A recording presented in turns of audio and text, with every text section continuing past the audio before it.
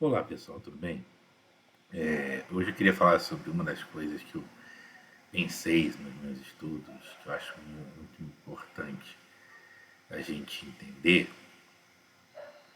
que é o seguinte: em toda a sociedade, ela tem, bom, primeiro ela tem uma certa estabilidade, elementos de poder que garantem estabilidade, né? São aqueles que vão ditar as regras, que vão manter certas tradições, certa continuidade.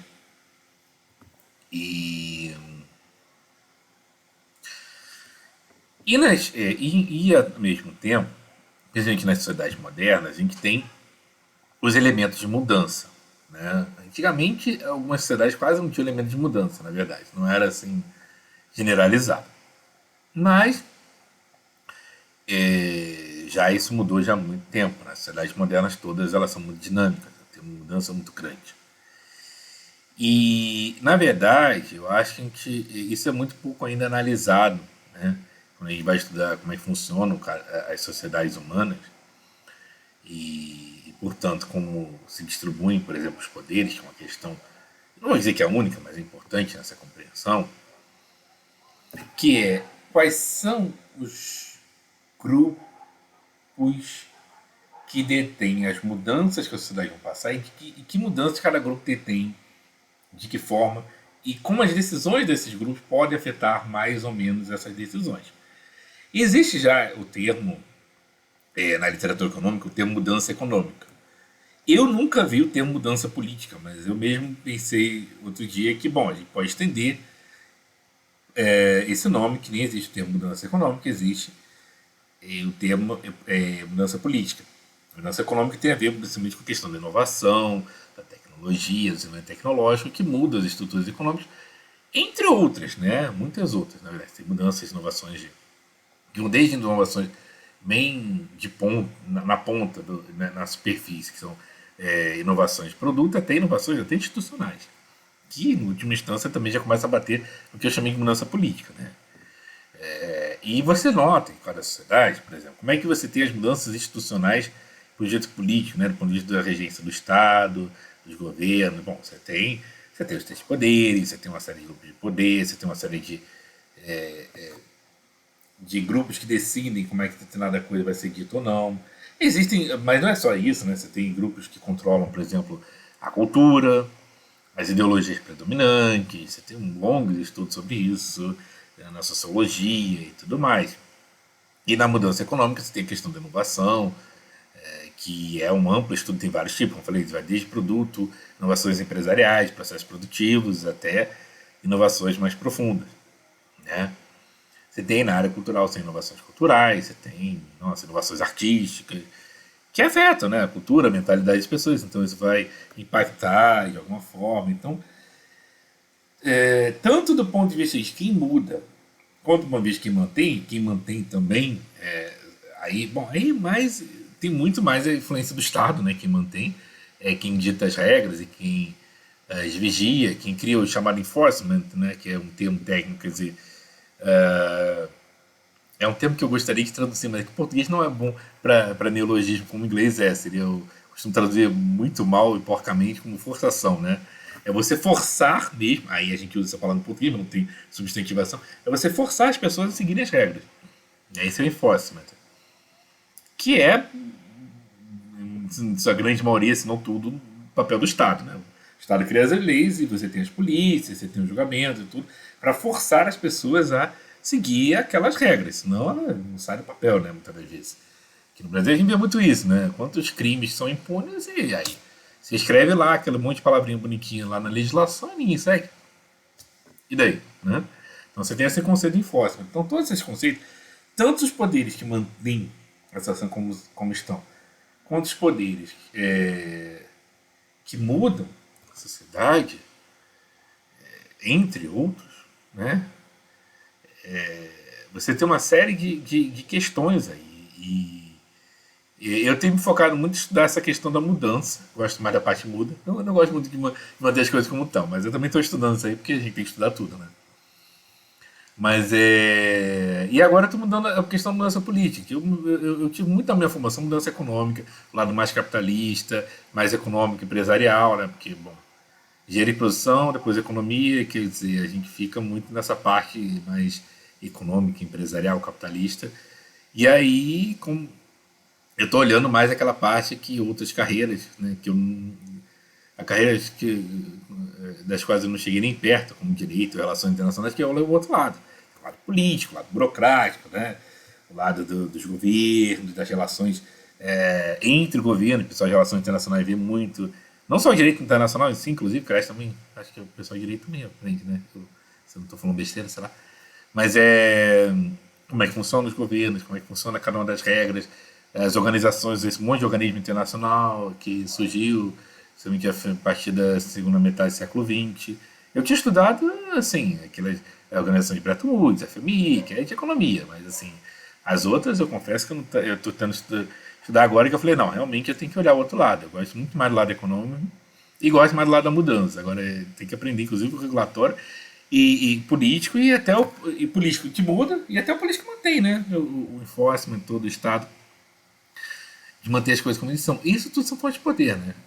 E como tal, o que é esse poder aqui? Quer dizer que as decisões dos agentes que fazem parte desses grupos, né, os membros desses grupos, eles vão ter esse poder sobre a sociedade. Ou seja, as decisões deles afetam o resultado.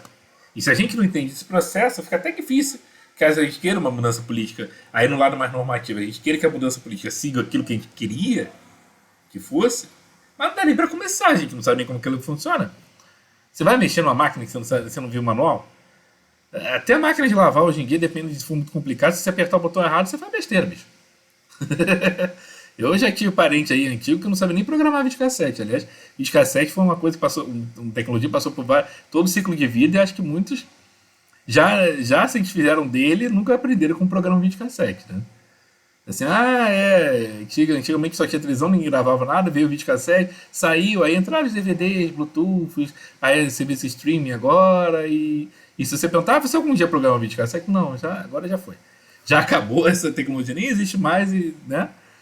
Então, assim, tem muita gente que às vezes parece que querem um monte de mudanças políticas, vira redes sociais. Aqui no Brasil, o pessoal tem polvorosa, mas assim, trata o Estado como quem quer programar um videocassete, não tem nem ideia de que botão aperta, né? O Brasil está aprendendo muito, mas assim, muito de ouvir falar, os trancos e barrancos. A gente tem que começar a aprender sistematicamente, bonitinho, entender todos os detalhes, senão a gente fica uma coisa meio acostumbrada, né? Então, assim, começar a entender. Eu agora estou estudando isso, as mudanças políticas e quem muda. E eu classifico assim: bom, primeiro quem é que mantém a coisa como está, é quem é que muda. Tem grupos que não estão nem nessa cadeira nem outra, ainda vou ver como é que eu vou encaixar. E dentro da mudança, a parte econômica eu realmente gosto mais, mas aí a gente, né, não pode ficar só naquilo que gosta, então estou me forçando agora a aprender a parte política também, como é que são as leis, como é que são as regras, o judiciário, que é um negócio que está dando muita dor de cabeça aqui no Brasil, mas eu não tenho a menor ideia. E durante muito tempo eu me deu o luxo de não entender nada da área de direito, estou vendo que não dá mais, né? A gente tem que entender como é que é esse mundo estranho. Eu acho muito estranho que as regras. Existe a lei, né? Mas a lei é aquela coisa, tá ali escrito para mim, eu sempre fui muito literal com a lei. E de repente você olha e fala, não, peraí, tem interpretação. Aquele monte de decisão, como é que é um castelo de decisões, né? Castelo no sentido não feudal, no sentido de castelo de cartas, que eu pensei agora. É um apoiando no outro, tipo castelo de cartas, meu. Aí tem uma decisão, essa decisão aí sofre por diferente decisão do outro, que tem a decisão do outro. Aí essa decisão pode ter um recurso que tem a decisão. Gente, isso aí eu vou ser sincero, eu acho uma selva, mas a gente, vamos que vamos, a gente vai, esse espírito de bandeirantes aí, a gente vai desbravar esse mundo selvagem. E assim, entender, né? Eu tenho uma formação em economia institucional que é o último contato com parte urbanizada da minha mente, a gente entra nessa selva do direito e das regras. Eu acho a regra burocrática uma coisa muito difícil de entender. É questão do temperamento, né? Tem gente que acha fácil e se pegar os problemas de matemática que eu faço, vai falar a mesma coisa. Você é maluco. Como é que você entende isso e acha a regra. Cada um tem seu temperamento, né? Mas, então a gente tem que entender assim, como é que são os poderes, como é que vão organizando.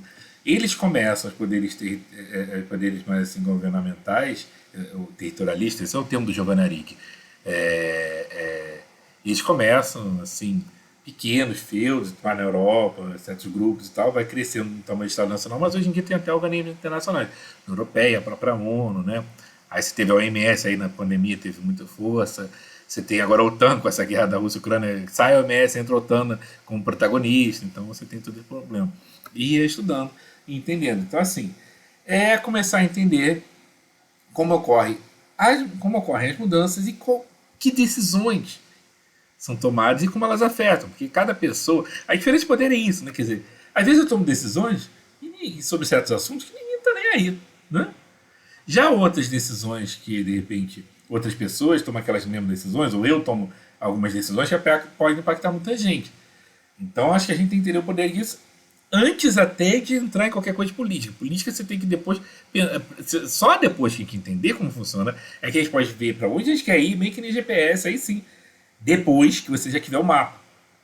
Mas aqui a gente está cartograficamente, a gente está primeiro entendendo o mapa. Que se a gente não entende a sociedade, e a gente não pode, como eu falei em outro vídeo, a gente não pode ficar pondo a carroça na frente dos bois e querer pautar nossa compreensão de acordo com aquilo que a gente quer chegar. Não, não, não. Primeiro a gente define como é que as coisas são, para depois ver como é que a gente chega.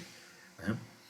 Então é a partir daí que a gente pode jogar para formar realmente uma compreensão melhor de como é que são esses processos. Então é isso, né? Bom, resumindo, a gente tem essa divisão, essa tabelinha. Dá para fazer até uma tabelinha, mas eu não vou fazer tabelinha aqui não, porque eu tô com preguiça de ficar fazendo isso num vídeo, mas é essa a ideia.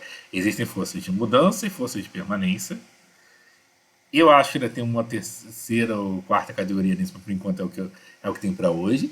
E dessas mudanças, na área de mudança que eu estou olhando, é mudança política e mudança econômica. O que permanece, quais são as forças que tendem a fazer as coisas permanecerem, como estabilizam, né, a sociedade, e coisas que desestabilizam a sociedade, né?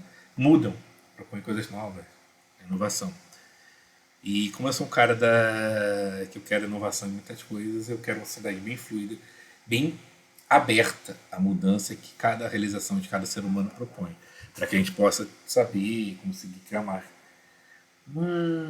sociedade que vá para esse sentido, né? Que consiga alcançar esse tipo de objetivo, né? E aí a gente negocia cada um dos seus objetivos e tentar criar uma sociedade mais aberta, porque eu acredito que essa que é a raiz da opressão, né? Com o pessoal, principalmente o pessoal de esquerda gosta dessa palavra opressão, mas para mim eu acho que o que eu chamo de opressão é isso, todos nós temos um lado que a gente quer manifestar, que a gente quer realizar, e aí você não consegue. As instituições onde você vive não lhe permitem fazer isso.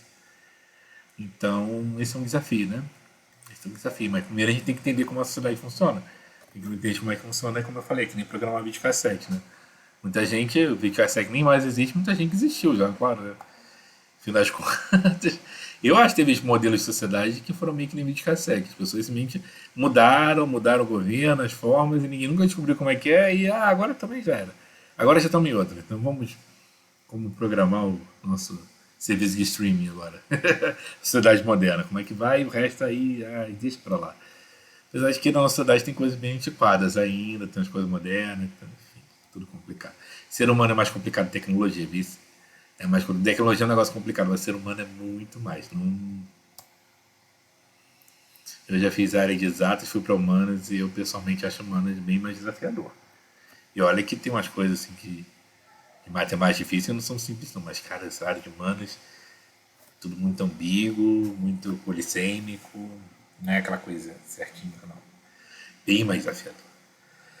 Tá isso, gente. É assim que tá. Eu acho interessante começar a pensar nessas questões e quem tiver contribuição, comente aí o que acha, o que pensa a respeito. Se já pensaram bastante com as mudanças políticas, se alguém na área de direito, relações internacionais, alguma outra que eu esqueci, ciências sociais também, né? História. Esse pessoal sabe melhor como é que são os membros das burocracias do mundo. Aí, por favor, comenta aqui. De repente a gente abre um debate legal a esse respeito. É uma boa, né? Começar a entender melhor qual é a questão, como é que esse negócio funciona, porque a gente precisa, a gente está na sociedade, a gente está querendo ter mais protagonismo e a gente não consegue, né?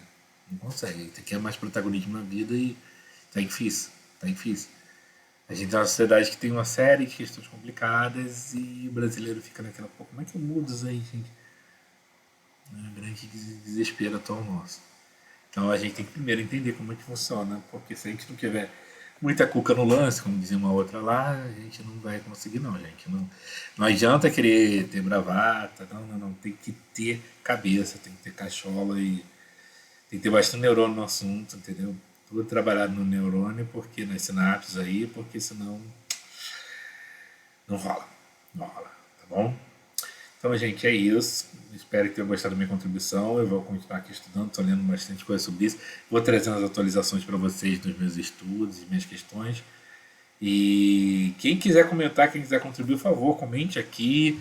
A gente tem que abrir vários debates aqui na nossa sociedade. A gente está precisando muito criar, de repente, até grupos de estudos, né?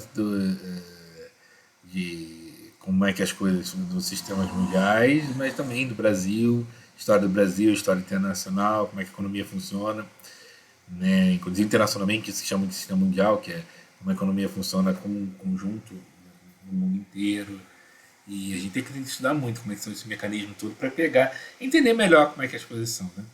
E aí pensar globalmente para agir localmente, entender como é que aqui no Brasil a coisa se configurou igual, diferente de outros, para a gente poder fazer a diferença. A gente precisa fazer a diferença no Brasil.